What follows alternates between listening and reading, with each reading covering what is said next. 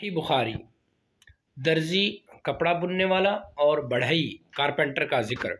2093-2094 حضرت سعد بن سعد رضی اللہ تعالیٰ عنہ سے روایت ہے، انہوں نے کہا ایک عورت بردہ لے کر آئی، انہوں نے فرمایا بردہ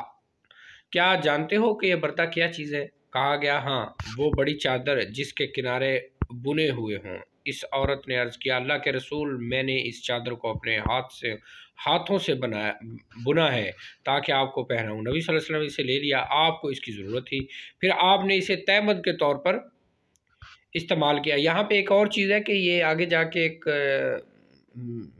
واللہ عالم مجھے لگ رہا ہے کہ کیونکہ حدیث میں نے آلریڈی پڑھی ہوئی ہے کہ ایک بندہ آپ صلی اللہ علیہ وسلم سے یہ چادر جو ہے وہ مانگ لے گا، آپ صلی اللہ علیہ وسلم دے بھی دیں گے، پھر لوگ اس سے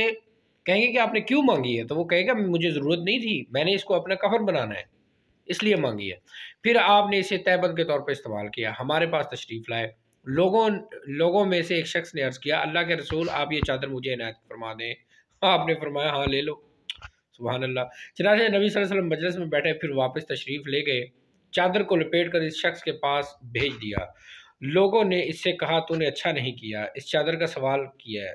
یہ نہیں کرنا چاہیے تھا آپ کو، ان کو آپ صلی اللہ علیہ وسلم کو ضرورت تھی، حالانکہ تجھے علم تھا کہ آپ کسی سائل کو خالی واپس نہیں کرتے۔ اس شخص نے جواب دیا میں نے آپ سے اس لیے چادر کا سوال نہیں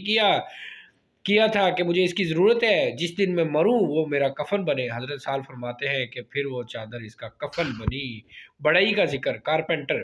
2094 حضرت ابو حازم سے روایت ہے، انہوں نے کہا کچھ آدمی حضرت سال بن سعد کے پاس آ کر ان سے ممبر کے متعلق پوچھنے لگے، انہوں نے فرمایا رسول اللہ صلی اللہ علیہ وسلم نے فلاں عورت کو پیغام بھیجا، حضرت سہل اس کا نام بھی لیا، تم اپنے بڑے غلام سے کہو کہ میرے لیے لکڑی کا ایک ممبر تیار کر دے تاکہ لوگوں سے خطاب کرتے وقت میں اس پر بیٹھوں۔ چنانچہ اس نے اپنے غلام کو حکم دیا وہ غابہ جنگل سے